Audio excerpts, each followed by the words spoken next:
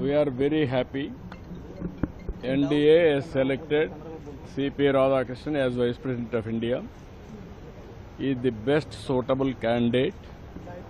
We are very happy to extend our support to him. Telugu Desam joined NDA before elections. Both governments in Delhi and also Andhra Pradesh, we are having NDA governments. NDA has selected him as a Vice President of India candidate. Naturally, we are very happy. Apart from that, he is a gentleman. He is also very, very patriotic. He is going to bring pride for our nation. That is how things are going to happen.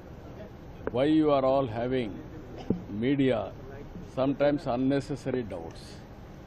Every political party don't suspect. Even this alliance is before election. We are together. Even Telugu pride, all these things, it won't happen here. Even sometimes we supported even long back P.V. Narasimha Rao, Telugu man as MP. He became Prime Minister, we supported him as MP. That is a different issue. Here, we are in alliance. How can you expect that we can support other candidates? But sir, the opposition was raising such speculation that you No, will what be I'm saying, supporting why